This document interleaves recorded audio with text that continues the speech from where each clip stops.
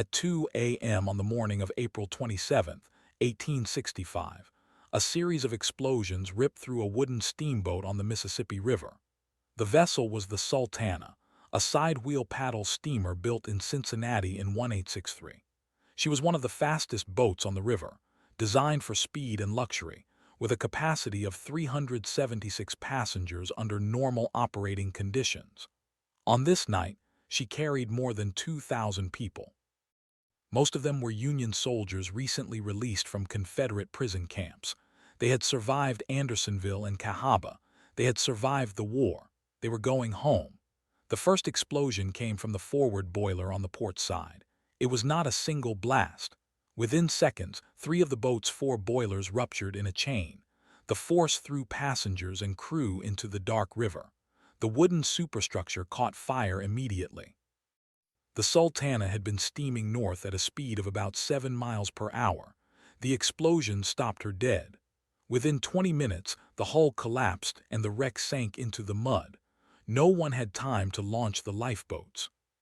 The boat carried 6 life preservers for a crew of 85. There were no lifeboats at all. At 2:03 a.m., the steamer Boston Belle, which had been moored near the mouth of the Wolf River, saw the fire on the water and got up steam. At 2:10, the first rescue boats arrived. The crew of the Boston Belle and several other nearby vessels pulled survivors from the river. Many of the men in the water were badly burned. Others were hypothermic from the cold spring water. The current was strong. Bodies floated downstream for days. By daylight, the scale of the disaster was beginning to form. The official death toll was eventually set at 1,800, but accurate records were never completed because the passenger manifest had been deliberately falsified. How could a steamboat carry 6 times its legal capacity without anyone stopping it? How could 4 boilers explode in the middle of a calm river on a clear night? The answers lay in a story that began months earlier, in the final weeks of the Civil War, in the camps where Union prisoners were starving, in the offices of government contractors who saw a chance to make money, and in the repairs made to a boiler that should never have been allowed to steam again. The Sultana departed from St. Louis on April 13, 1865, on a routine trip down the Mississippi. She carried cargo, civilian passengers, and a small number of soldiers. Her captain was James Cass Mason, a veteran riverboat pilot with years of experience. He knew the river. He knew his boat. He also knew that money was to be made by carrying soldiers back north. The war had just ended. On April 9th, Robert E. Lee had surrendered at Appomattox. On April 14th, John Wilkes Booth shot Abraham Lincoln. The nation was in chaos. Thousands of Union prisoners were being paroled from Confederate camps in the South. The government needed to move these men to hospitals and discharge centers as quickly as possible. The Quartermaster Corps contracted with steamboats to transport soldiers up the Mississippi. The standard rate was $5 per enlisted man and $10 per officer. For a boat like the Sultana, a full load of 376 men would bring in just under $2,000. A load of 2,000 men would bring in $10,000. That was more than the Sultana could earn in a month of normal trade. Captain Mason arrived in Vicksburg, Mississippi, on April 22nd. He was ordered to pick up a group of exchanged prisoners from the camp at Cahaba, Alabama, but the prisoners had already been moved to Vicksburg. They were waiting on the levees, sick, emaciated, desperate. Mason saw an opportunity. He could cram as many men as possible onto his boat and collect the per-head payment. The quartermaster at Vicksburg, a lieutenant colonel named Reuben B. Hatch, was known to be corrupt. He had been accused of accepting bribes to overlook overloading. He was also the brother of the Assistant Secretary of War. Mason and Hatch struck a deal. The Sultana would take as many men as she could hold. No one would count them. Between April 22nd and April 24th, soldiers boarded the Sultana. They came by the hundreds from the parole camps. They were loaded onto every deck. They slept in the cabin, on the deck, in the hold, in the machinery spaces. The boat had 3 decks: the main deck, the boiler deck, and the hurricane deck. The main deck held the boilers, the engines, and the cargo.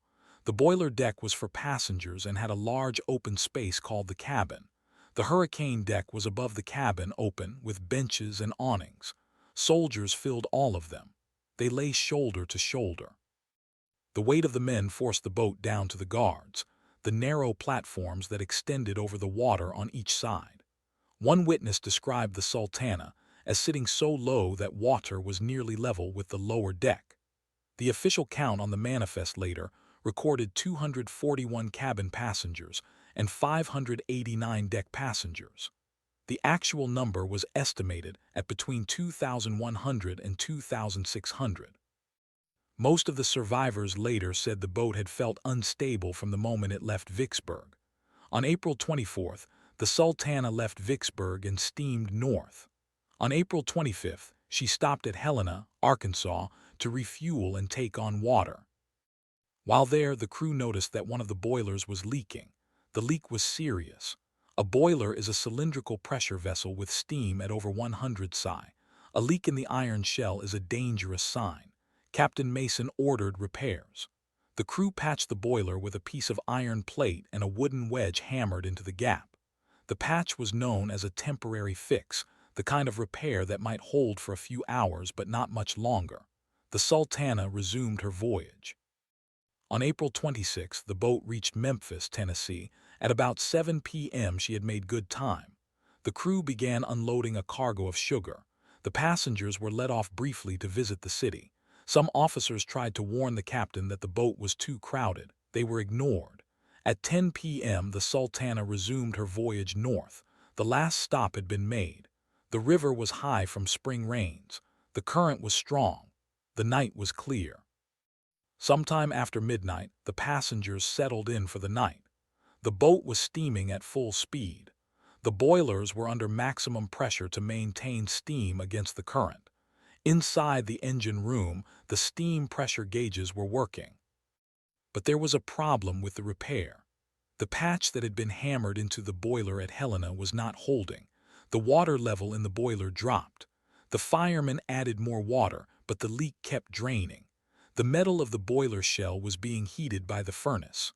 When the water level falls below the top of the firebox, the exposed iron becomes red-hot. When cold river water hits red-hot iron, the result is instantaneous conversion of water to steam at a violent rate, a pressure spike that exceeds the strength of the metal. At 2 a.m., that red-hot iron was exposed. The water level had dropped dangerously low. The firemen either did not notice or could not keep up. The cold river water from the side paddle wheel sloshed against the hull near the boiler. It is possible that the sudden expansion of steam inside the boiler caused a crack. It is possible that the patch itself failed. The exact sequence is lost, but the result is certain. The forward boiler exploded first, tearing a hole in the wooden hull. The second and third boilers exploded a split second later. The fourth boiler, which was farther aft, was thrown upward and landed on the cabin deck. The explosion was heard in Memphis, 7 miles away. The night sky turned orange. People on shore saw the fireball. The boat was a burning wreck drifting with the current. The passengers who were not killed instantly were thrown into the water. Many were asleep. Many were trapped below decks in the flooding hull. The survivors who escaped into the river faced two immediate threats: drowning and hypothermia. The water temperature was around 50 degrees Fahrenheit. The shore was dark and distant. The fire on the Sultana gave off some light, but the smoke made it harder to breathe. Rescue vessels arrived in small numbers. The Boston Belle, the Arkansas, the B.F. Rote, and several other boats lowered skiffs and pulled men from the water. Some soldiers swam to shore. Others clung to wreckage.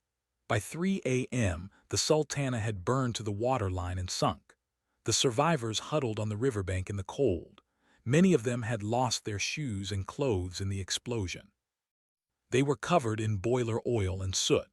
The next morning, the steamer Pauline Carroll arrived from Memphis carrying doctors and supplies. Corpses were recovered from the river for days. Farmers downstream found bodies caught in trees and sandbars. The dead were buried in mass graves near Memphis, in Cairo, in Indianapolis. Some were never identified. The official investigation began quickly, but it was also compromised from the start. The Quartermaster Corps had a strong interest in not publicizing the overloading and bribery. The Military Court of Inquiry convened in June 1865 in Memphis. Witnesses were called. The captain, James Cass Mason, had died in the explosion. The chief engineer and the firemen were also dead. The surviving crew members gave conflicting testimony about the boiler repair. One engineer, a man named Nathan Wintringer, said the boiler had been in good condition before the explosion. Another survivor, a soldier named J. Walter Elliott, said he had seen the temporary patch at Helena and that the boiler was leaking badly. The court concluded that the explosion was caused by low water in the boiler, which was attributed to negligence. No criminal charges were filed against any living person. Reuben Hatch, the quartermaster who took bribes, was never prosecuted. He resigned his commission and died a few years later. The tragedy faded from public memory quickly. The news was dominated by Lincoln's funeral train, the capture of John Wilkes Booth, and the final surrenders of Confederate armies. The Sultana Disaster was reported, but the numbers seemed unbelievable. The press called it a catastrophe, but the public had little capacity to absorb another mass death after 4 years of war. The Sultana remains the worst maritime disaster in American history. More people died on that boat than died on the Titanic, more than on the Lusitania, more than on the General Slocum, but it is rarely taught in schools. It is rarely mentioned in the same breath as the Titanic. Why? The answer lies partly in the circumstances. The victims were soldiers, not civilians on an ocean liner. The disaster happened on an American river, not in the North Atlantic. The cause was greed and corruption, not an iceberg. There was no dramatic rescue, no inquiry that changed safety regulations, no monument that became a tourist attraction. The Sultana simply sank, and the river carried the dead away. But the story matters because it is a story about systems that fail. The inspection system for steamboats was supposed to prevent exactly this kind of overload. The rules required that boats be inspected for safety, that boilers be tested, that passenger counts be enforced. But the inspectors were few, the bribes were common, and the war had created an emergency that made everyone willing to look the other way. Captain Mason knew the boiler was leaking. He patched it and kept going. He was paid by the head. He had financial incentive to push the boat beyond its limits. The soldiers on board knew the boat was crowded, but they had survived worse. They had been in prison camps where men died of starvation and disease. They did not complain. They wanted to get home. They trusted that the government would not put them on an unsafe boat. That trust was misplaced. The survivors spent the rest of their lives telling the story. Many of them wrote memoirs. Many attended reunions. But the public never fully absorbed the scale. 1,800 deaths is a number that is hard to visualize. It is nearly the size of a small town. It is more than the entire population of some river towns along the Mississippi. Those men came from farms and cities across the North.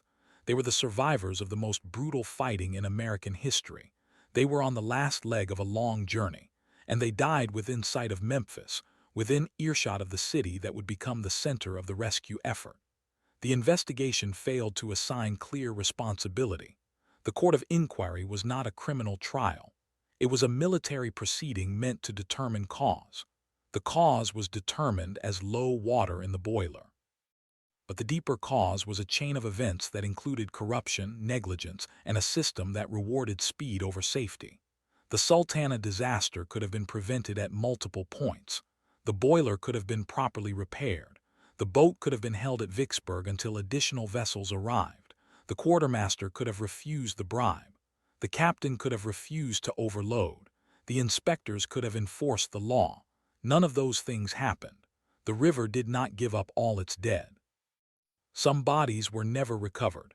The exact passenger manifest was lost in the explosion. The true death toll will never be known. Historians have worked from pension records, newspaper accounts, and survivor testimony. The best estimate is 1,800 dead, plus or minus 200. That makes it the worst single-loss maritime event in United States history. And it happened 4 days after the assassination of a president and 2 weeks after the end of a war that had already killed 600,000 men. It was the final footnote to a conflict that had already exhausted every sense of tragedy. The Sultana Disaster teaches something about how history remembers. The Titanic sank in 1912 and became a global symbol of hubris and loss. The General Slocum fire in 1904 killed over 1,000 people in New York City and led to sweeping safety reforms. The Eastland disaster in 1915 killed 845 in Chicago and changed maritime law. But the Sultana, with its higher death toll, remains obscure. It does not fit the narrative of a nation emerging from war. It does not offer a clean villain or a clear lesson. The victims were not wealthy tourists. They were soldiers who had already suffered. The crime was not a single act of recklessness, but a slow accumulation of decisions made by many people over weeks. No one intended to kill 1,000 men. They only intended to get them home a little faster and make a little more money. The Sultana is a story about what happens when no one is watching, when the system is overwhelmed, when the pressure to perform outweighs the duty to protect, when men in charge decide that a temporary patch will hold long enough to get them where they are going. For the men on board that night, the patch did not hold. At 2 a.m. on April 27, 1865, the Sultana was 7 miles north of Memphis.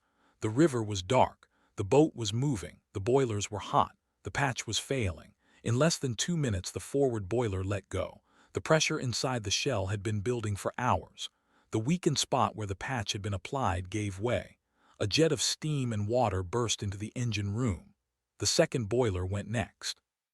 The third boiler followed. The force of the ruptures tore the boat apart from the inside. The deck split open. The cabin collapsed. The fire from the furnaces spread across the spilled fuel oil. The water rushed in. The soldiers who had survived the war were thrown into a river that was as cold as any grave. Many could not swim. Many were too weak from malnutrition to stay afloat. The ones who could swim tried to reach the shore, but the current was strong and the banks were steep and muddy. They clung to floating debris. They called out for help. Some were pulled into rescue boats. Some were pulled under by the weight of their clothing. Some burned to death in the flames before they hit the water. The morning of April 27th was cold and gray. The wreck had sunk to the river bottom. Only the upper part of the paddle wheel housing remained above water. The survivors huddled in makeshift shelters along the shore. They were checked for injuries and given blankets. They were counted. The company that owned the Sultana, the Mississippi Valley Steamboat Company, declared bankruptcy soon after. The government paid some compensation to families, but it was inconsistent and slow. The soldiers who survived did not receive any special recognition. They were simply discharged and sent home on the next available boats. The Sultana disaster has been called the forgotten tragedy. It is forgotten not because it was small, but because it was large in a time of larger catastrophes. The Civil War ended with a series of such overwhelming events that one more disaster could not register on the public scale. Lincoln's funeral train traveled through the same states where the Sultana's dead were buried. Newspapers devoted columns to the assassination. The Sultana received headlines, but they were smaller, buried deeper in the paper. Within a year, the story faded from public discourse, but the men who were there did not forget. They formed the Sultana Survivors Association, which met annually for decades. They wrote letters, petitions, and memoirs. They tried to get a monument built. They succeeded only in 1917 when a small obelisk was placed in the Memphis National Cemetery. It stands there still, listing the names of some of the known dead. Many names are missing.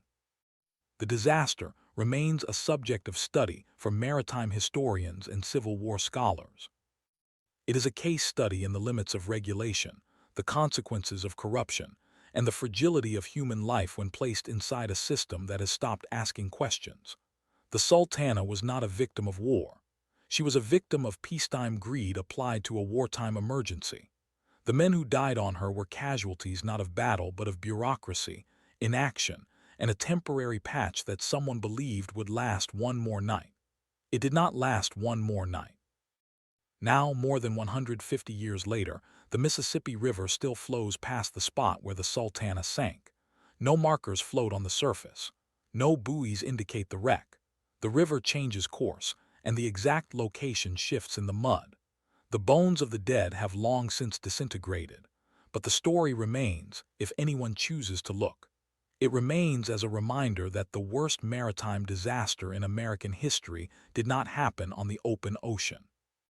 It happened on an American river, on an American steamboat, manned by an American crew, carrying American soldiers, in the service of an American government that looked the other way. What the investigators found was not a single cause. It was a network of causes, each one small enough to ignore but together large enough to kill 1,000 men. The boiler had a crack, the captain had a deadline, the quartermaster had a bribe, the soldiers had no choice, the river had no mercy, and the system, from start to finish, had no brakes.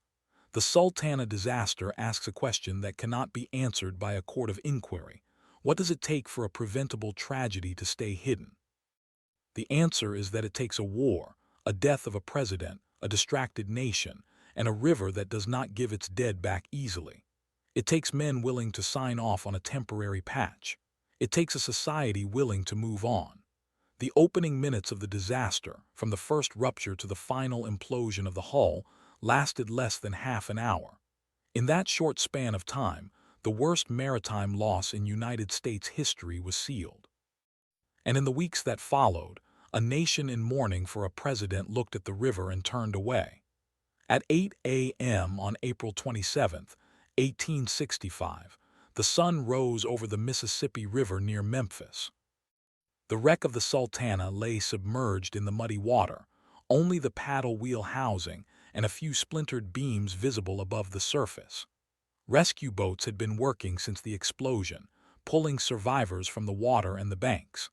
The first official responders were local civilians, steamboats that had been tied up at Memphis, and Union military personnel stationed at Fort Pickering.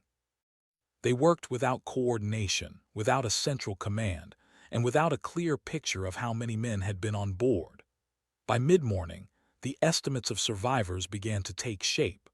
About 600 men had been pulled from the river alive, but many of them were badly burned, wounded from the explosion, or suffering from hypothermia and exhaustion. The dead were being laid out on the riverbank, row after row of Union soldiers in tattered uniforms, many still bearing the scars of Confederate prison camps. The living were taken to hospitals in Memphis, to makeshift wards set up in churches, warehouses, and private homes.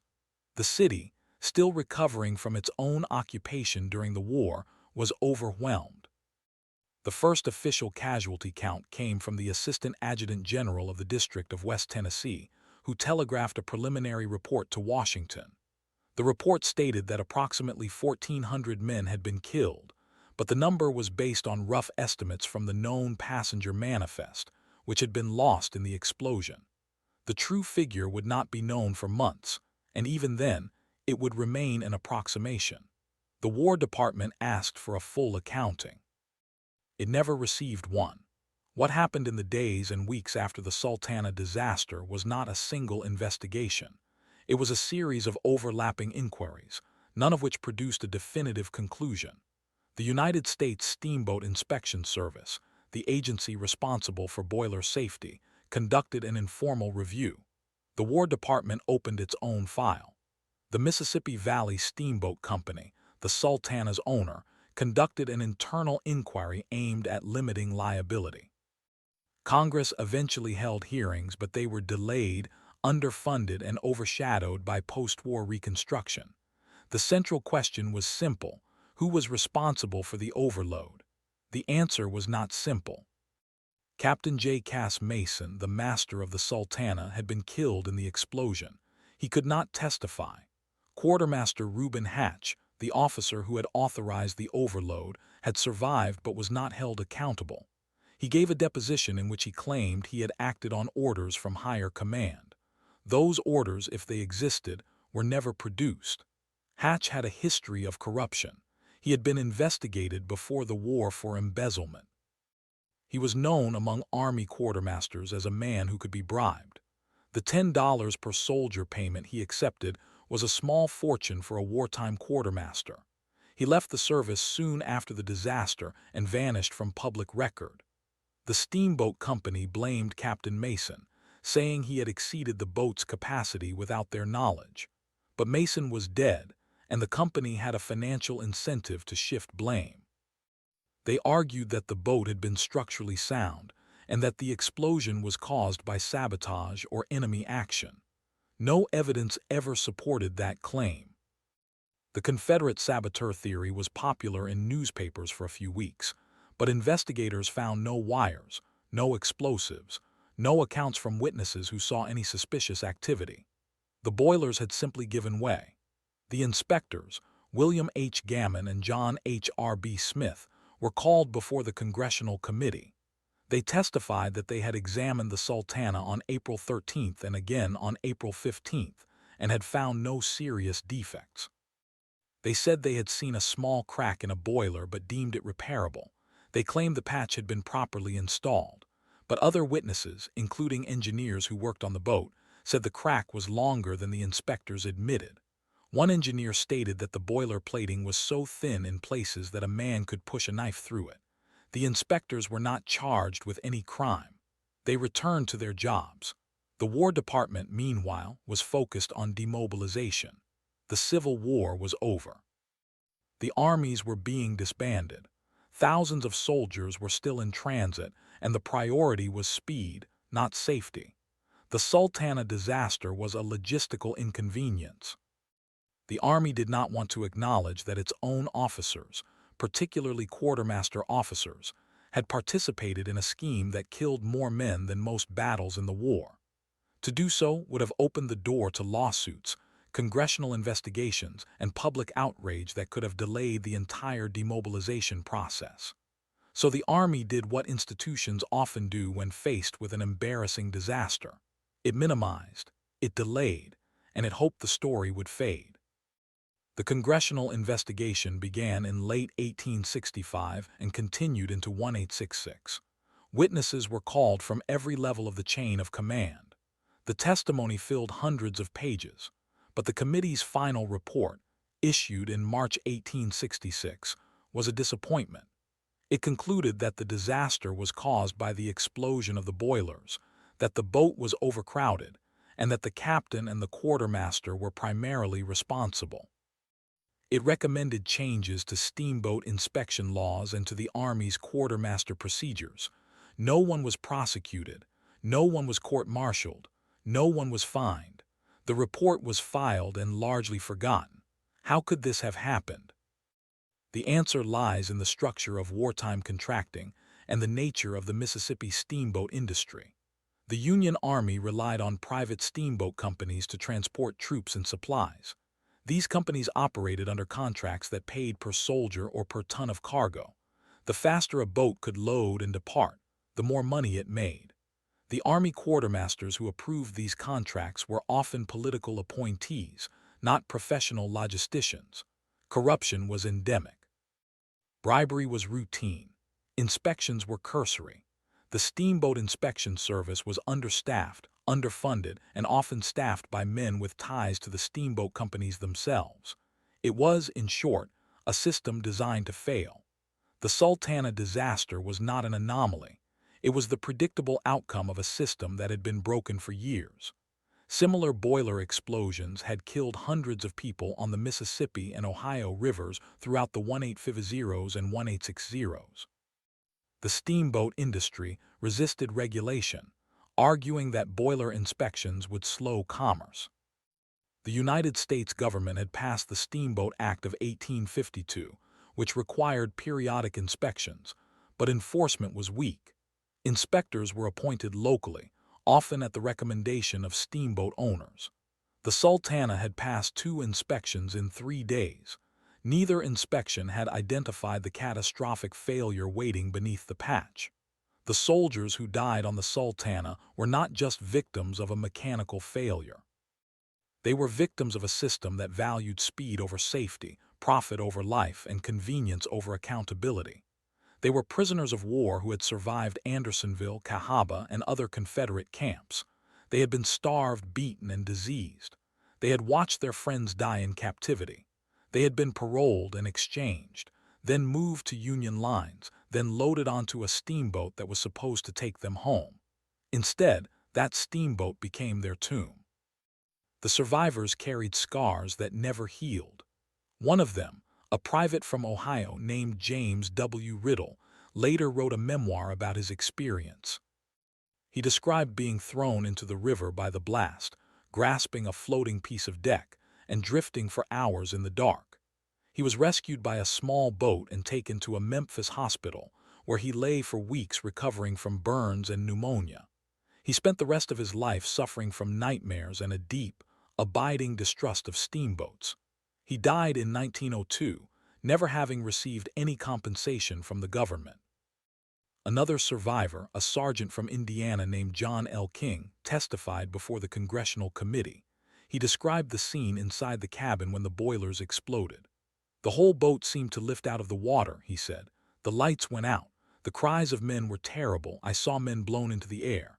I saw others crushed by falling timbers. I saw the fire spread.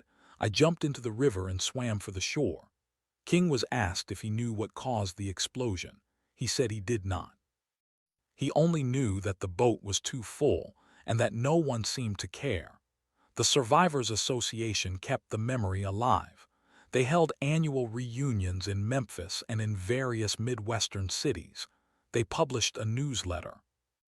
They lobbied Congress for a pension or a monument. They got neither. The monument in Memphis National Cemetery was paid for by private donations, most of them from the survivors themselves. By 1920, only a handful of them were still alive. The last known survivor, a man named Cornelius C. Johnson, died in 1931 at the age of 91. He had been a private in the 115th Ohio Infantry.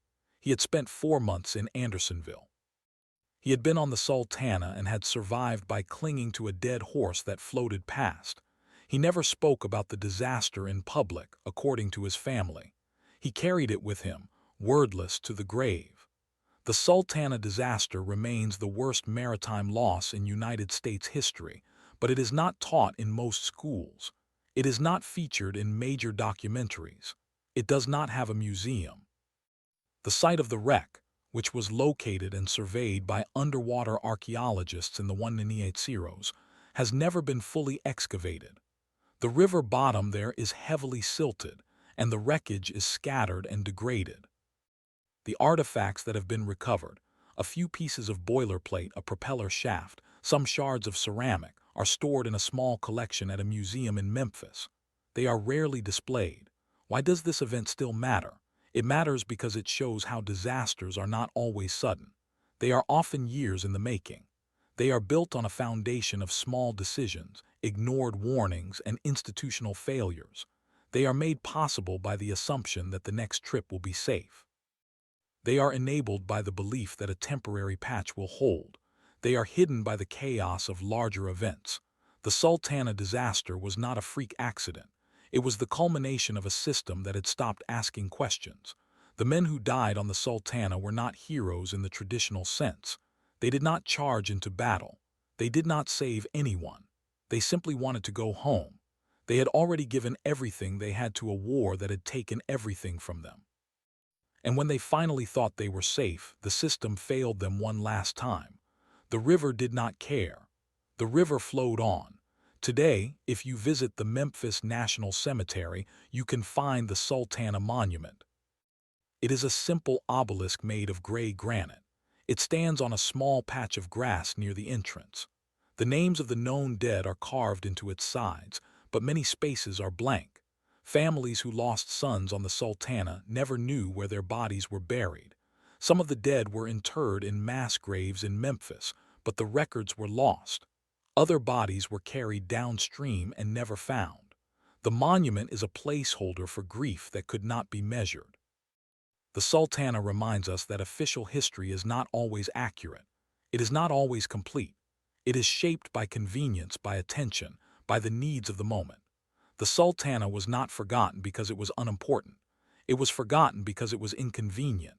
It told a story that no one wanted to hear, that the Union, for all its noble cause, could be as corrupt as the Confederacy, that the men in charge of bringing soldiers home could be as careless as the men who had imprisoned them, that the worst disaster in American maritime history was not caused by an iceberg or a storm, but by greed, negligence, and the refusal to say no.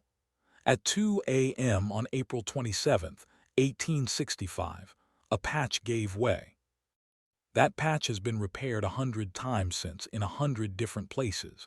It is the patch that says this will hold for now. It is the patch that says we will fix it later. It is the patch that says one more trip won't hurt. The Sultana disaster is not over. It is still happening every time a system fails because someone decided that a temporary fix was good enough.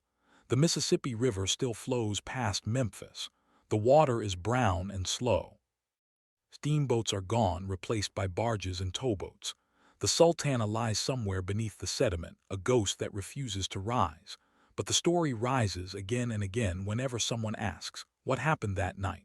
And the answer is always the same: 1,000 men died and no one was held responsible. The Sultana disaster is not a story of heroism or villainy. It is a story of indifference, and that is the hardest story to tell. But the story does not end with that monument. It continues in the archive dust of a congressional investigation that opened in Memphis just days after the wreck. On May 4, 1865, a joint committee of the United States House and Senate arrived at the Exchange Hotel to hear testimony from survivors, crew members, and officials. The hearings were chaired by Representative Elihu B. Washburn, a Republican from Illinois who had been a close ally of Abraham Lincoln. Washburn was known for his sharp questioning and his distrust of military contractors. He wanted answers. The witnesses were called one by one. The first was Captain J. Cass Mason of the Sultana. He had survived the explosion, but only barely. He was burned and bruised, and he gave his testimony from a cot in a makeshift hospital room. He told the committee that his boat had been in good condition when it left St. Louis. He admitted that the boilers had been patched, but he insisted that the patches were sound. He said the steamboat's chief engineer, Nathan Wintringer, had assured him that the repairs were safe. Mason also acknowledged that the Sultana had carried far more passengers than its legal limit of 376. He estimated the number aboard at around 2,000. Asked why he had accepted so many men, Mason said he had no choice. General Hatch's orders, he claimed, had required him to take all prisoners of war waiting at Vicksburg. When pressed, Mason could not produce a written copy of that order. He had not kept one. The committee then heard from Chief Engineer Wintringer. Wintringer was a nervous man, thin and pale, with a voice that trembled. He described the boiler patch in detail. He had replaced a bulging plate on one of the 4 boilers with a thinner sheet of iron, riveted in place. He said he had tested the patch by raising steam pressure to 120 pounds per square inch, which was higher than normal operating pressure. He admitted that he had not tested all 4 boilers together. He also admitted that the patch was not a permanent fix. The committee asked why he had not insisted on a full replacement. Wintringer said that no replacement plate was available in Vicksburg and that the steamboat had been ordered to leave immediately. He also said that the local inspector, a man named Charles W. Reed, had approved the patch after a brief visual inspection. Inspector Reed was called next. He was a former steamboat captain with 20 years of experience, but he had been appointed to his position only a few months earlier. He testified that he had inspected the Sultana on the morning of April 25th, 2 days before the explosion. He said he had examined the boilers by looking through the manhole and had tapped the patch with a hammer. He had declared it sound. He did not measure the thickness of the metal. He did not inspect the other boilers. He did not ask for a hydrostatic test. He gave his verbal approval and left. The committee asked him why he had not been more thorough. Reed replied that he had seen dozens of similar patches on other boats and that none had failed. He also noted that if he had failed every steamboat with a patch, the river would have shut down. The hearings continued for 2 weeks. The committee heard from soldiers who had been on board, from hospital workers who had treated the survivors, and from river pilots who had seen the Sultana before it left Memphis. One pilot, a man named David R.L. Davis, testified that he had warned Captain Mason that the boat was overloaded.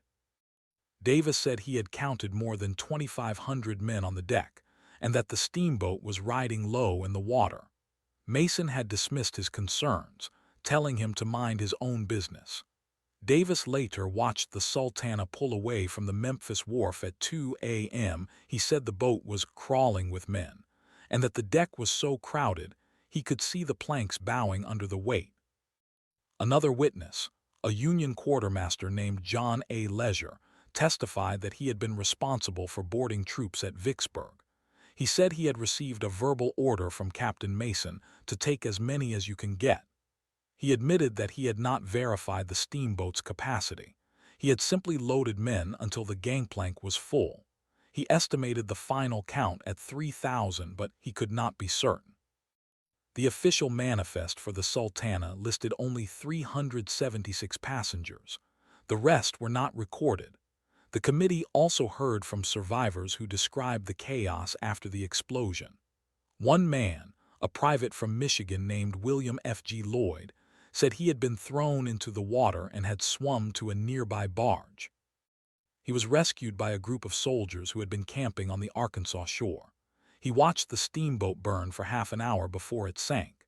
He said the river was filled with men screaming for help, and that the current was so strong that bodies were carried downstream like sticks. He estimated that half of the men who had been on board were already dead by the time he reached safety. The investigation produced a final report in June 1865. The report concluded that the primary cause of the explosion was the faulty boiler patch, which had given way under the strain of the overloaded boat and the rising steam pressure. The report also blamed Inspector Reed for failing to perform a proper inspection and Captain Mason for accepting an excessive number of passengers. But the report did not recommend any criminal charges. It did not name any individual as responsible for the loss of life. It simply noted that the disaster was the result of gross negligence and that no single person can be held accountable. The War Department took no action. The Steamboat Inspection Service, which was already understaffed and underfunded, continued to operate as before. The steamboat owners who had profited from the prisoner transport contracts faced no repercussions. The families of the dead received no compensation from the government, despite repeated petitions. A bill introduced in Congress in 1866 to provide relief for survivors, and the families of victims died in committee. It was never brought to a vote. The press coverage of the disaster was muted from the start. The New York Times ran a brief article on April 29, 1865, buried on page 3, next to a story about the capture of Jefferson Davis.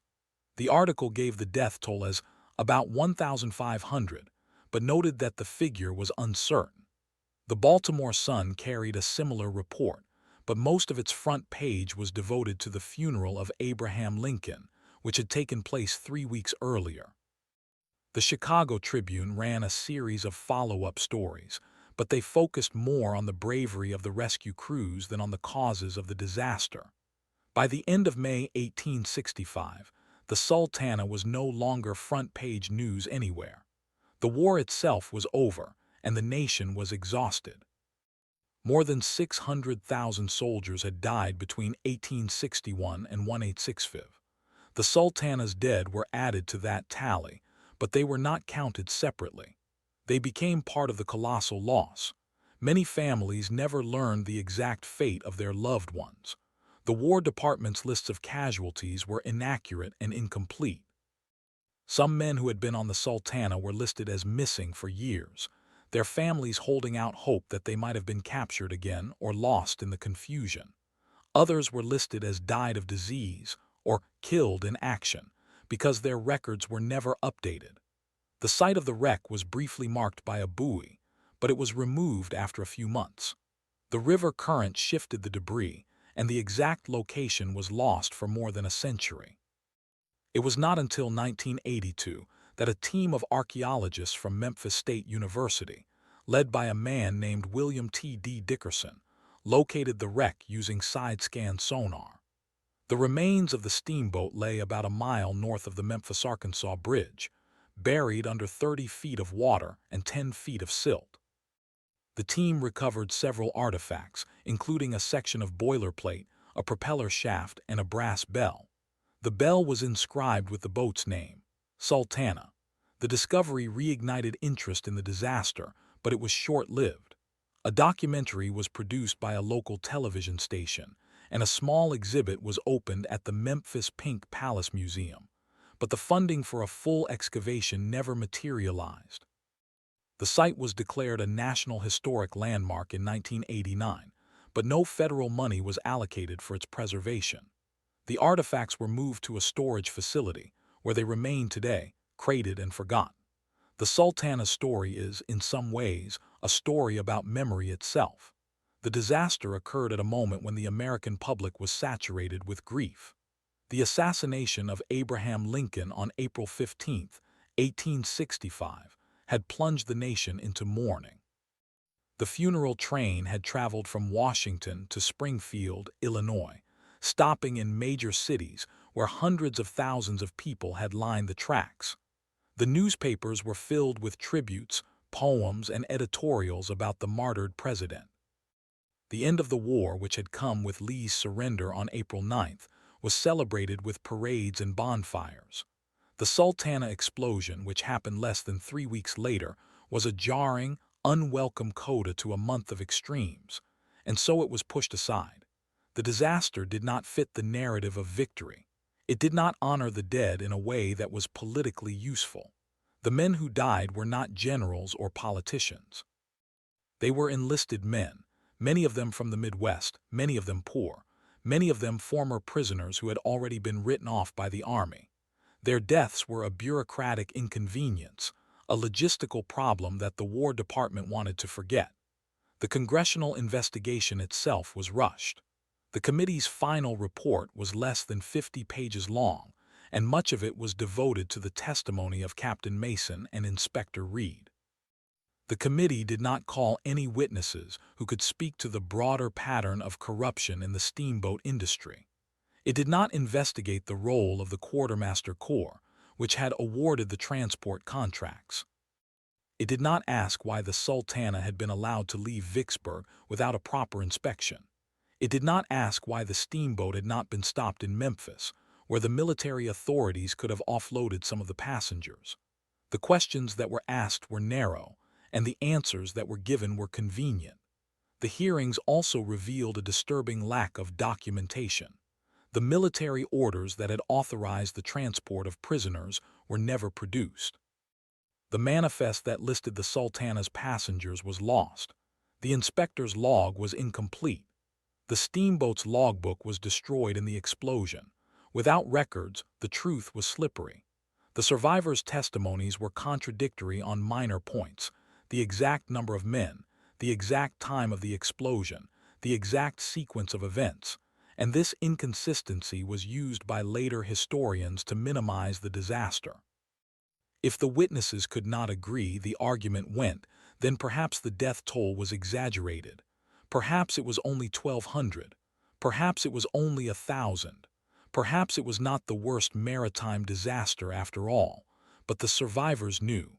They carried the number in their bones. At their annual reunions, they would count the empty chairs. By 1875, only 400 of the living were still attending.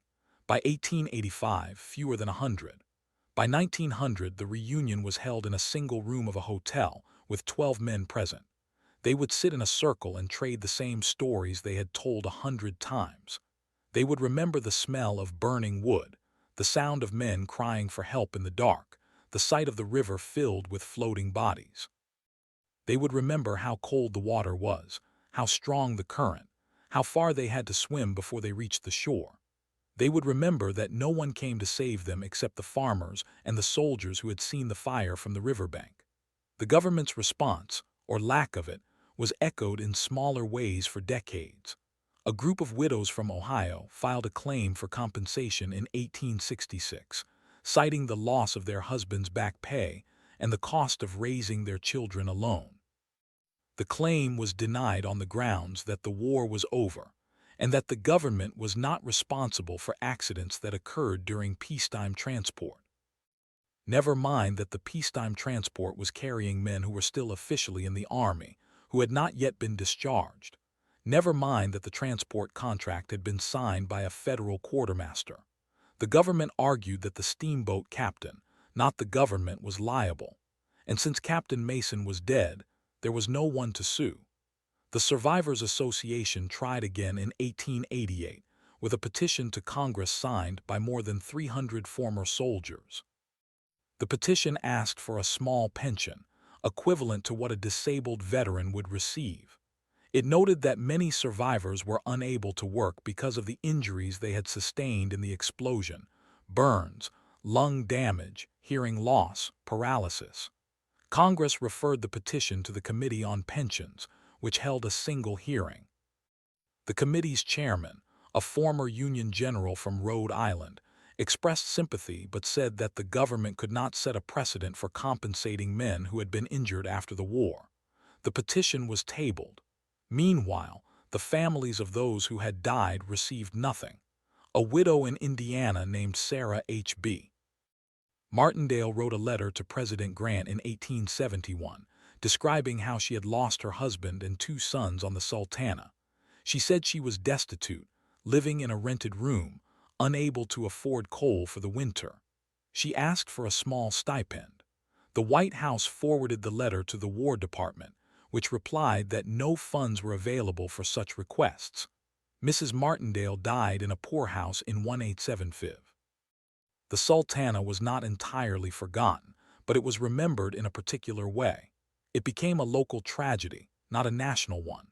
The monument in Memphis National Cemetery was unveiled in 1881, paid for by the Survivors Association and a few charitable donations. The ceremony was attended by a handful of officials and a large crowd of veterans. Speeches were given. Wreaths were laid. The local newspaper covered the event on the front page. But the national press ignored it entirely.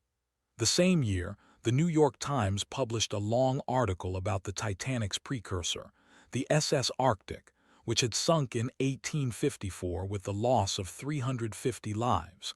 That disaster was considered noteworthy. The Sultana, which had killed 4 times as many, was not. The reasons for this selective memory are complex. The Titanic sinking in 1912 overshadowed the Sultana forever, partly because the Titanic was a luxury liner, partly because it sank on its maiden voyage, partly because it was a symbol of modern technology humbled by nature. The Sultana was none of those things.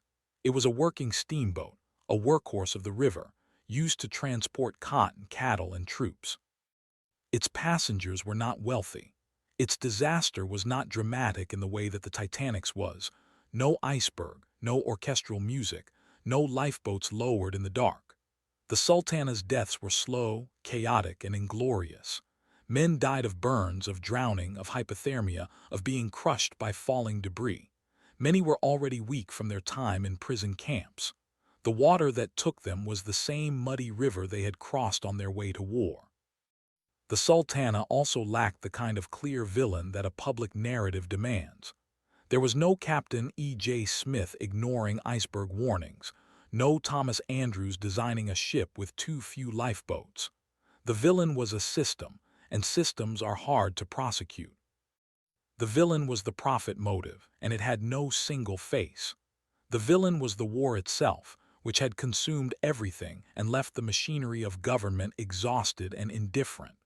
In a way, the Sultana was the last casualty of the Civil War, a footnote in the ledger of loss, but a footnote can be more revealing than the main text.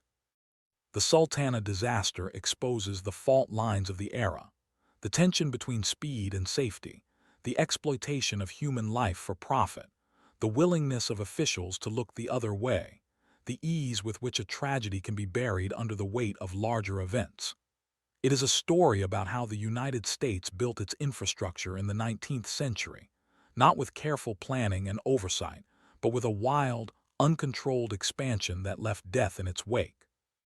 The steamboat was a symbol of progress, but it was also a symbol of the price that progress demanded. The Mississippi River itself is a character in this story. It is a river of immense power, capable of carving new channels overnight.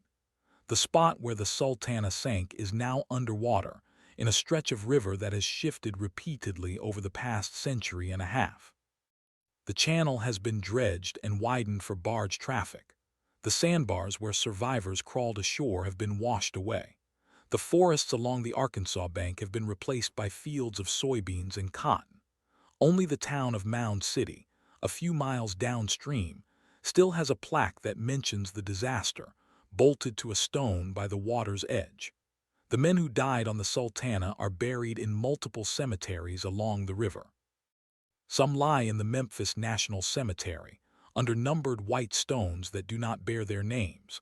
Others were interred in Elwood, Illinois, in a mass grave that was unmarked until 1940. Still others were buried in their hometowns, in family plots that have since been lost to time. The names of the known dead are inscribed on the granite obelisk in Memphis, but there are gaps. The Sultana's passenger list was never complete. Some men were never identified. Some families never knew what happened to their sons. The disaster was not an accident. It was a choice made over many days by many people, each of whom decided that the risk was acceptable. Inspector Reed chose to approve a patch he had not properly tested. Captain Mason chose to overload his boat. Quartermaster Leisure chose to follow verbal orders rather than written ones. General Hatch chose to delegate the transport without oversight. The steamboat industry chose to resist regulation. The government chose not to enforce the laws that were on the books, and after the disaster, the nation chose to look away. That choice, the collective decision to forget, is what makes the Sultana story so unsettling. It suggests that history is not a record of what happened, but of what people are willing to remember. The Titanic is remembered because it fit a narrative of hubris and tragedy. The Sultana is forgotten because it does not. It is a story about the banalities of failure, the small compromises that lead to catastrophe, the way that a system can collapse not with a single dramatic break, but with 1,000 tiny fractures. The soldiers who died on the Sultana were not heroes in the way that the soldiers at Gettysburg were heroes. They did not fight. They did not charge into enemy fire. They simply endured, and after enduring, they died. Their deaths changed nothing. No laws were passed. No officials were punished. The steamboat industry continued its pattern of underinspection and overloading. The same kind of boiler explosions that had killed hundreds before the Sultana killed hundreds after it. It was not until the 1880s, with the advent of the steel-hulled steamer and the expansion of the railroad, that the steamboat era faded, and with it, the most dangerous phase of American river travel. What remains is the monument, the cemetery, the scattered artifacts, and the stories that survivors told to their grandchildren. Those stories have been passed down through the generations, carried in family Bibles and letters and oral histories. Some of those grandchildren still live in the towns along the Mississippi, in houses within sight of the river that took their ancestors. They know the story. They tell it at family gatherings, in school projects, in local history clubs, but the rest of the country does not. The Sultana disaster still matters because it is a cautionary tale about the cost of negligence and the power of memory. It reminds us that the biggest stories are not always the ones that get told.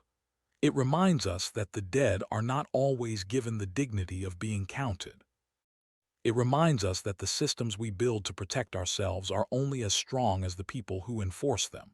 And when those people stop enforcing, when they choose convenience over safety, when they patch a problem instead of fixing it, the consequences can be catastrophic. The river does not know the difference between a hero and a forgotten man. It takes both equally. That night in 1865, it took more than 1,700. The vast majority of Americans have never heard of them. But the water still flows, the story still waits. And if we choose to listen, the Sultana speaks not of heroism or villainy, but of the same indifference that the survivors felt when they were pulled from the river and told to carry on. The morning of April 27, 1865, broke gray and damp along the Mississippi River. By dawn, the survivors who had crawled onto the Arkansas shore were beginning to be found. Some had drifted miles downstream, clinging to wreckage, too weak to call out. Farmers who had heard the explosion in the night came down to the water with wagons and blankets. What they found was not a rescue scene. It was a harvest of bodies.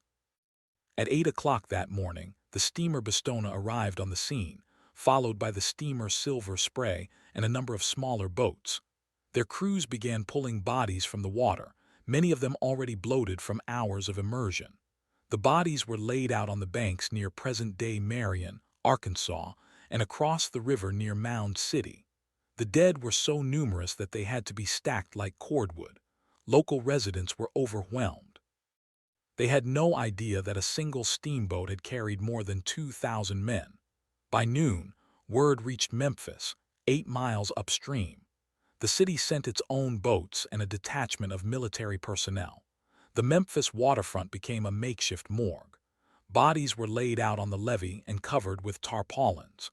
The wounded were taken to hospitals that had been set up for the war wounded, but were now receiving a new wave of casualties. Surgeons worked through the night, amputating limbs, dressing burns, and trying to save men whose lungs had filled with river water. The first official response came from the Union Army's Department of the Mississippi. General Cadwalader C. Washburn, commanding the district, ordered a full investigation.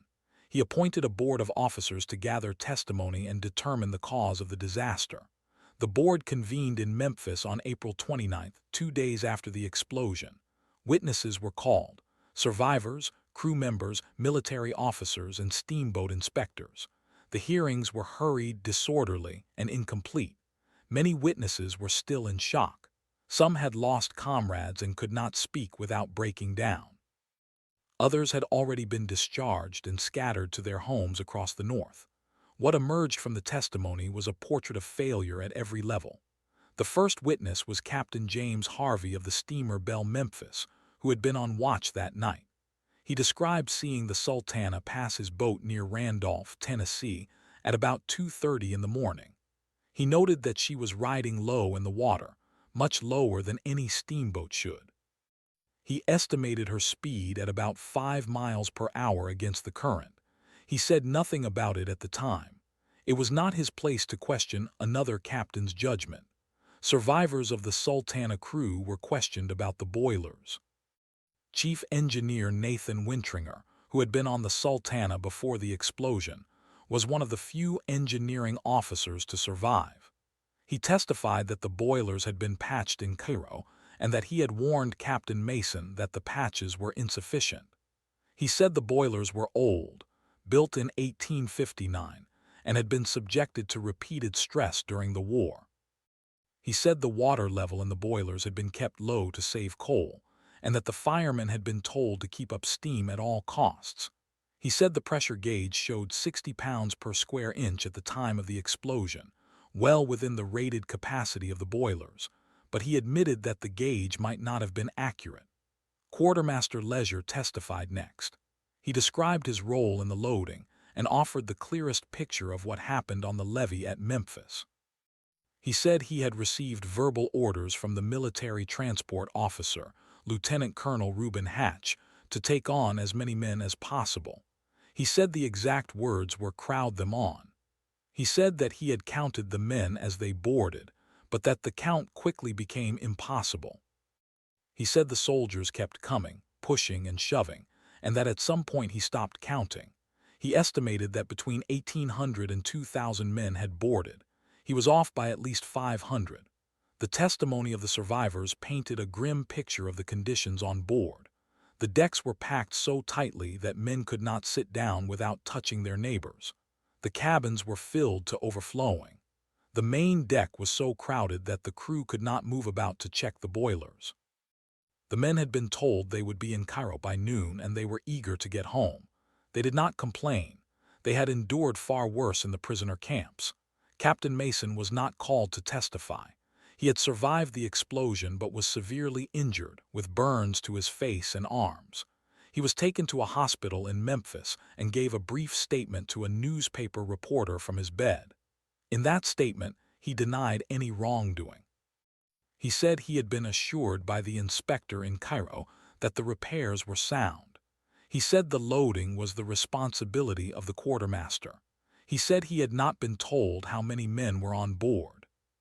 He blamed the disaster on an act of sabotage, claiming that Confederate guerrillas had placed a torpedo or underwater bomb against the hull. That explanation was later repeated by some newspapers, but the investigation board quickly dismissed it. No evidence of sabotage was ever found. The destruction pattern was consistent with a boiler explosion, not an external blast. The board issued its report on May 16, 1865, less than 3 weeks after the disaster.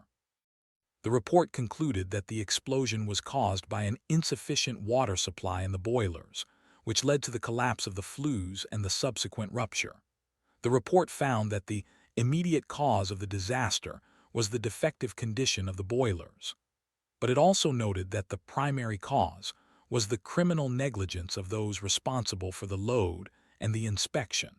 The board recommended that Captain Mason be tried by court-martial for his role. It also recommended that the steamboat inspection system be reformed. No court-martial was ever held. Captain Mason was transferred to a hospital in St. Louis, then to his home in St. Louis, where he died of his injuries on May 23, 1865, just 3 weeks after the disaster. The board's recommendation became moot. Mason was gone. No other officer was ever formally charged. The steamboat inspection system was not reformed. The bill proposed in Congress to increase the frequency of inspections and to impose penalties for overloading died in committee.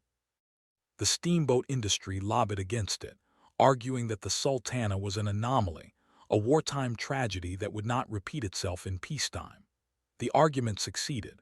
No new laws were passed.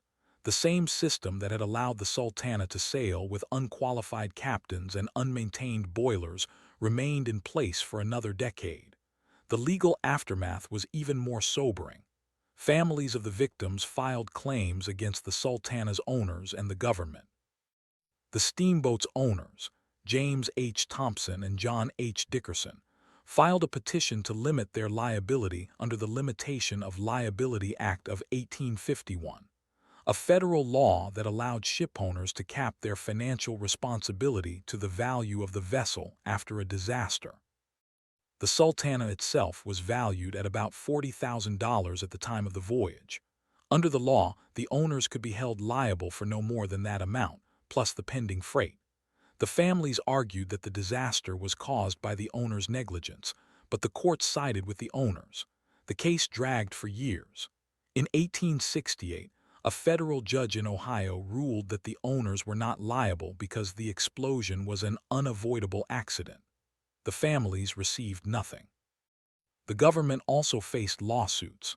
Families argued that the quartermaster department had ordered the overloading, that the inspector had certified defective boilers, and that the military had failed to provide adequate oversight. But the government claimed sovereign immunity, arguing that it could not be sued without its consent. The Court of Claims, established to hear cases against the federal government, dismissed the suits. The same government that had conscripted these men, starved them in prison camps, and then shipped them home on a death trap refused to acknowledge any culpability. The human cost was not just measured in lost lives. Survivors carried their scars for decades.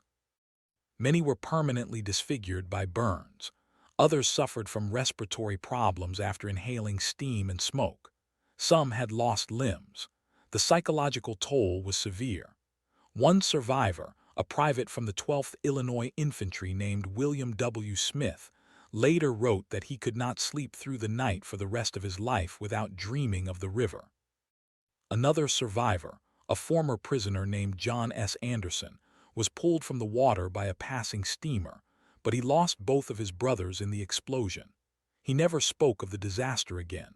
His descendants did not learn the story until the 1970s. The survivors were not offered any financial compensation. The government did not provide pensions for those injured on the Sultana. The soldiers who died were not counted as combat casualties. Their names were not included on the official rolls of the dead for the Civil War. They were listed as dead from causes unknown or simply as missing. Their families received no death benefits.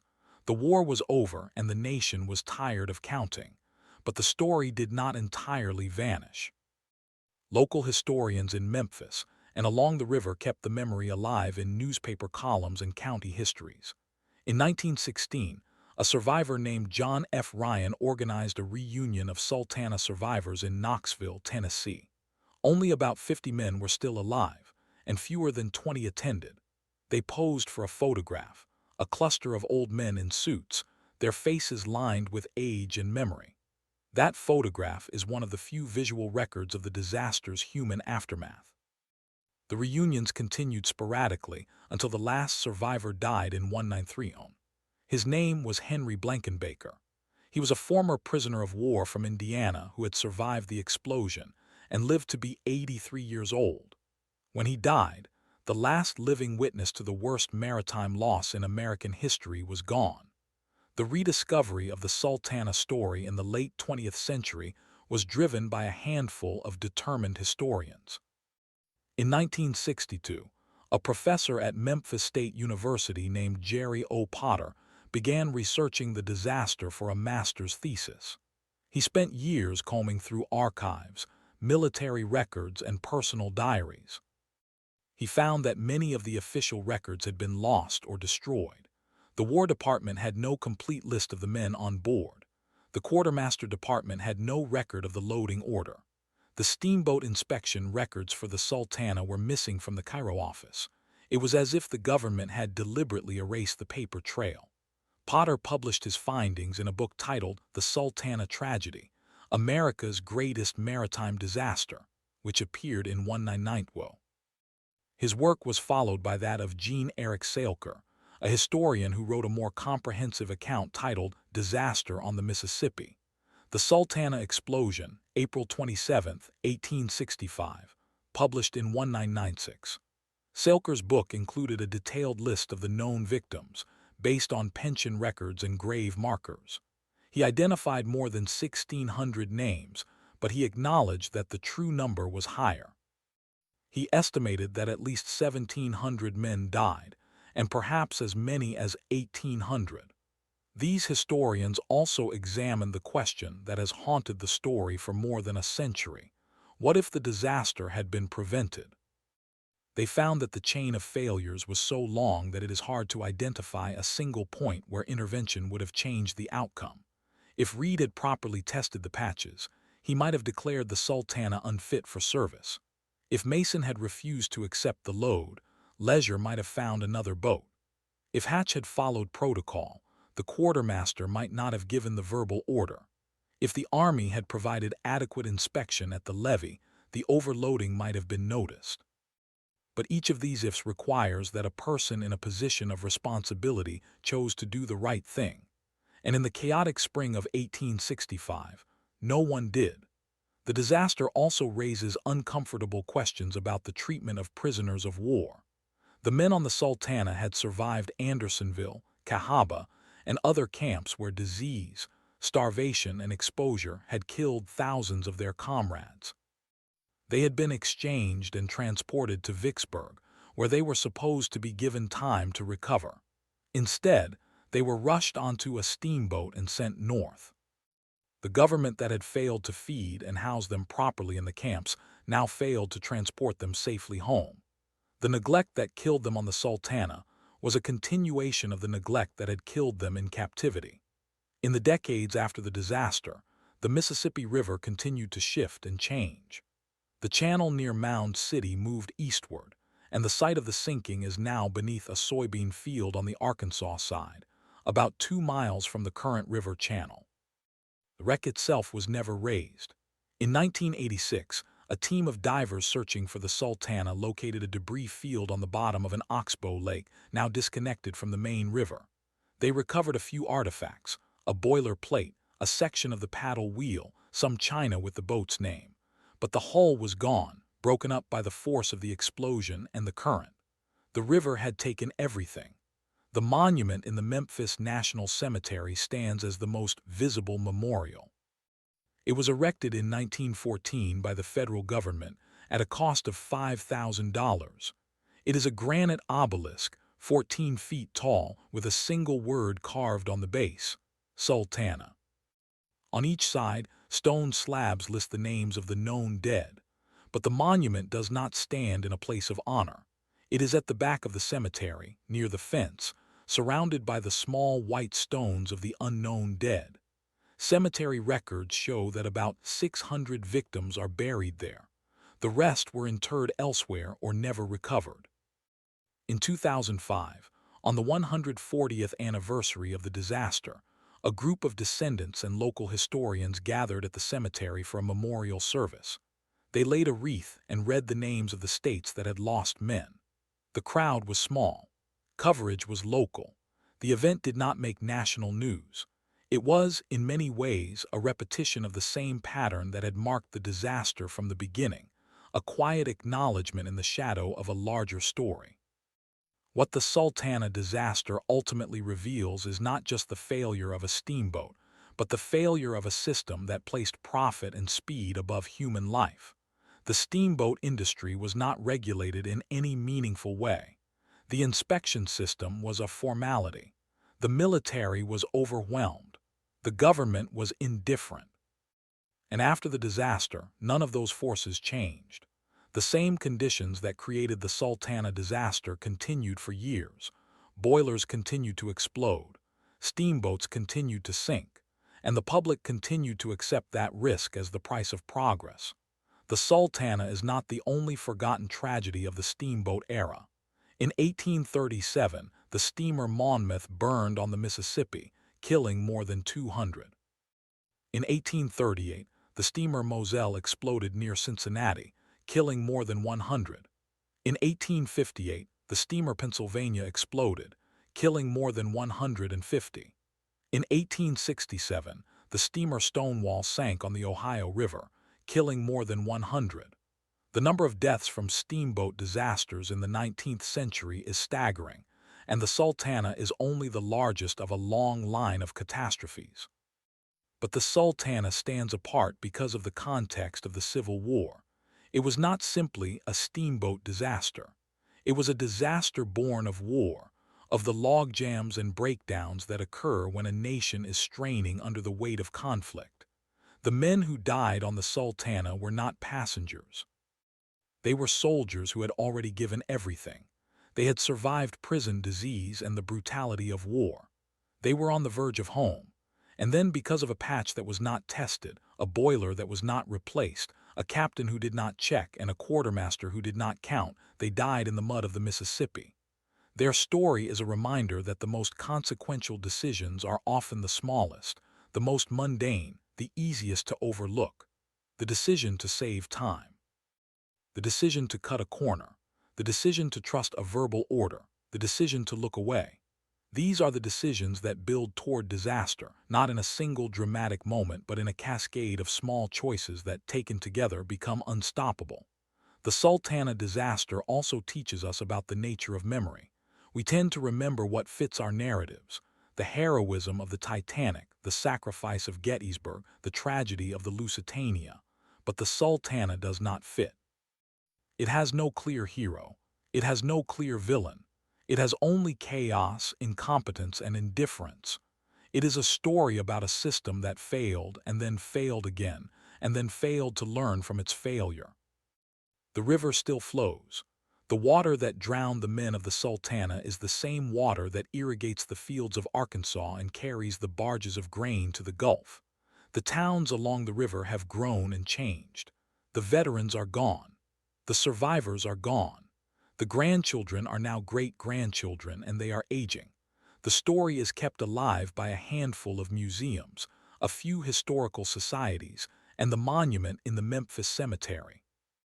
But it is still, for most of America, a blank spot on the map. The Sultana disaster matters because it is a story about what happens when we stop paying attention, when we allow convenience to overrule caution, when we trust a system that no one is watching, when we assume that the worst cannot happen and then it does. And after it does, when we turn away and focus on other things, we are repeating the same pattern that allowed the Sultana to sail into the night. The men who died on the Sultana served their country. They were prisoners of war. They were survivors. They deserved better than a patched boiler and a crowded deck. They deserved to be remembered. And as long as the story is told, as long as the monument stands, as long as the river flows, they are not entirely forgotten. The Sultana disaster is not a footnote. It is a warning. The question is whether we are willing to hear it. In the days immediately following the disaster, Memphis became a city of the dead. The hospitals filled with the wounded, men with burned lungs, shattered limbs, and the slow poison of river water settling in their chests. The morgues overflowed. Bodies were laid out on porches, in warehouses, on the bare ground of the levee. Volunteers worked through the night, using lanterns and torches to search the riverbanks for survivors and corpses. The wounded were triaged by the same doctors who had spent the last 4 years tending to battlefield casualties. They were exhausted, they were understaffed, and they were witnessing a new kind of horror. By April 28, 1865, 2 days after the explosion, the number of survivors was still uncertain. Estimates ranged from 500 to 800. No one knew for sure. The official count of dead would fluctuate for decades. The Army reported 1,740 deaths. The American Steamboat Association reported 1,800. The steamboat inspectors put the number at 1,600. All of these numbers were guesses. The true toll was probably closer to 2,000, higher than the number of lives lost on the Titanic, higher than the number of lives lost on the Lusitania, and yet the public barely heard of it. What happened next was not an investigation in the modern sense. There was no federal agency to conduct a systematic inquiry. There was no independent board of review. Instead, 2 separate inquiries were launched, one by the Steamboat Inspection Service and one by the military. Both were limited in scope. Both were tainted by institutional self-interest, and both produced conclusions that protected the powerful and blamed the dead. The Steamboat Inspection Service held hearings in Cincinnati in May of 1865. They called witnesses, examined the wreckage, and took testimony from surviving crew members. The hearings lasted 3 days. The main question was whether the boilers had been properly tested before departure. Captain Reed testified that he had ordered the patch to be tested, but he could not remember the details. He said the engineer had assured him the work was sound. The engineer was dead.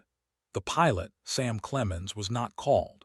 The inspector, George Dennison, was not present. The hearings produced a report that placed the blame on the poor quality of the boilers and the lack of maintenance, but it did not name any individual.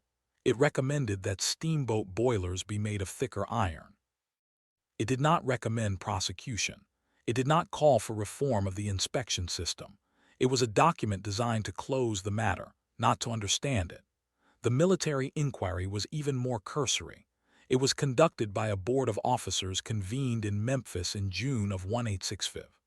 The board interviewed a handful of witnesses, including Captain Reed, Lieutenant Colonel Hatch, and several survivors. The board focused on the question of overloading.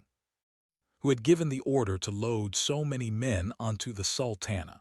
Hatch testified that he had acted on verbal orders from the Quartermaster General's office. The Quartermaster General denied giving such orders. The testimony was contradictory. The board did not call General Morgan or any high-ranking officer. The board concluded that the disaster was caused by the explosion of the boilers and that the overloading was a contributing factor. It recommended that the military improve its procedures for transporting troops. It did not recommend discipline.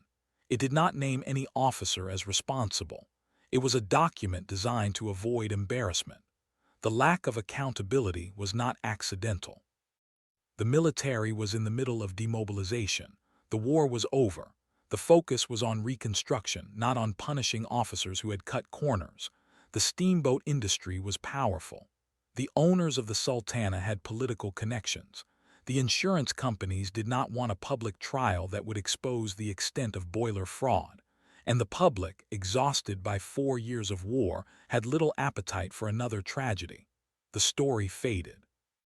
One of the hardest truths of the Sultana disaster is that the survivors were not particularly honored. There is no record of a mass funeral. There is no federal proclamation of a day of mourning. Many of the survivors were so badly injured that they could not return to military service.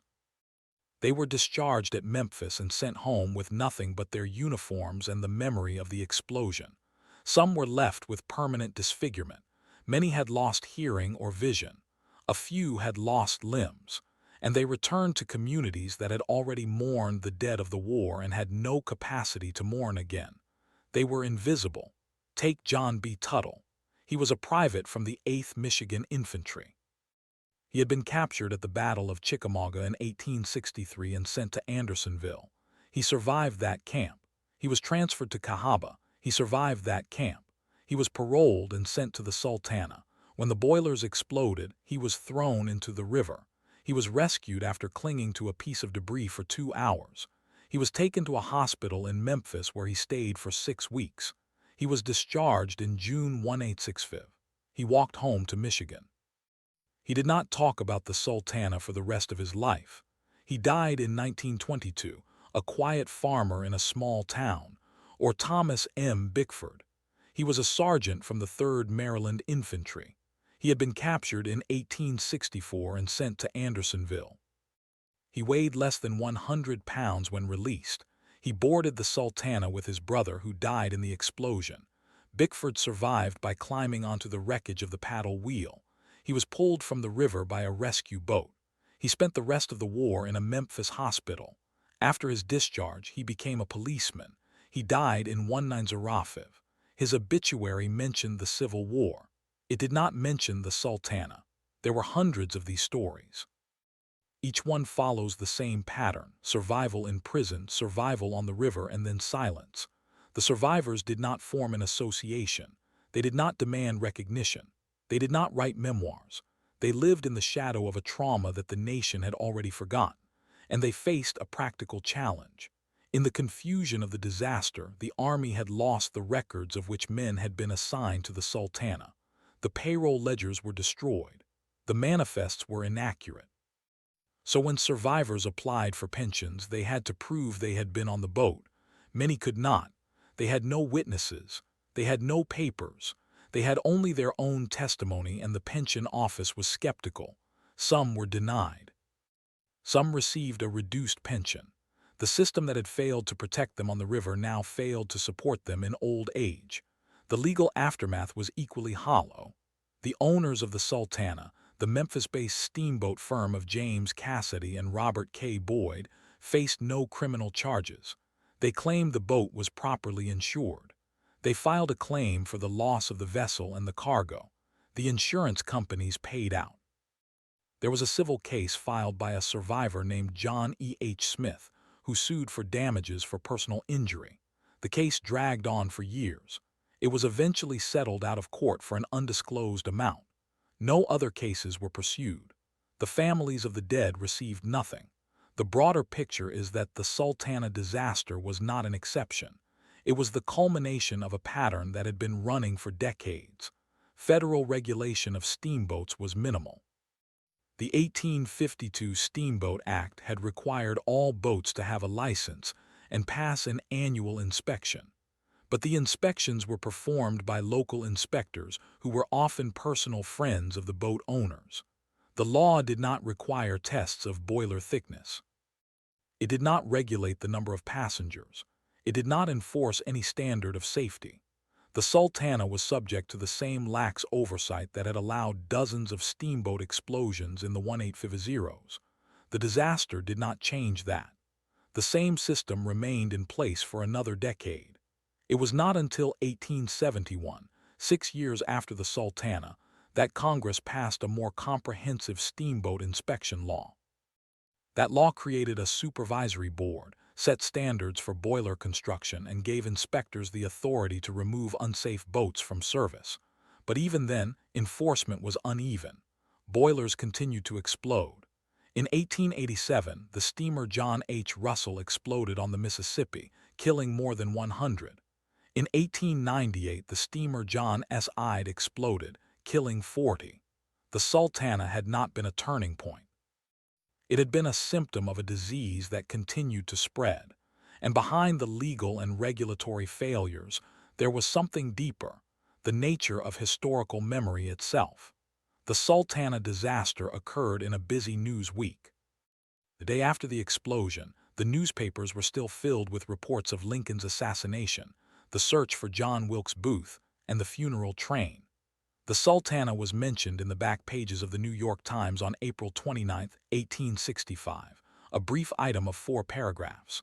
The Memphis papers covered it more fully, but their reports were reprinted only in the regional press. By the time the war ended in May, the Sultana was old news. The same fate awaited the memorial efforts. In 1885, a group of veterans from Ohio and Indiana proposed building a monument in Memphis. They raised money, but the funds were insufficient. The project stalled. In 1900, a second attempt was made. The federal government agreed to provide a plot in the Memphis National Cemetery and to pay for the monument itself. But the monument was not designed until 1904. It was completed in 1904. By then, most of the survivors were dead. The dedication ceremony was small. No national figure attended. The speeches were brief. The monument was placed at the back of the cemetery because the front was reserved for the more prominent dead of the Spanish-American War. The Sultana disaster was not intentionally forgotten. It was passively forgotten. It was the result of a nation that had no energy left for another tragedy. The Civil War had produced a level of death and suffering that overwhelmed the capacity for grief. The Sultana was one cipher in a long equation of loss. It became invisible not because it was unimportant, but because it was too painful to face. The pattern continues today. In 2020, a group of historians and archaeologists conducted a new survey of the Oxbow Lake, where the Sultana's remains were thought to lie. They used ground-penetrating radar and a magnetometer. They detected anomalies consistent with a large metal object buried in the silt, but no excavation was funded. The site remains undeveloped, a field of soybeans over a grave that holds no markers. The question of whether the Sultana disaster could have been prevented still lingers. It is not a question that history can answer with certainty. But it is a question that requires us to look at the choices of individuals. The inspector who failed to test the patch, the quartermaster who gave the verbal order, the captain who did not verify the load, the owners who did not replace the boilers. Each of those choices was a door that could have been closed, but they were all left open. And when enough doors are left open, the river comes through. The river still flows. The monument still stands. The story is still told if you know where to look. And the memory of the men who died on the Sultana, those survivors of the camps who were brought within sight of home and then lost, remains a test of how we choose to remember. The disaster was not a natural tragedy. It was a man-made one. And the lesson is not about the power of the river. It is about the power of neglect. The question is not whether we will hear the warning. The question is whether we will act on it before the next boat sails.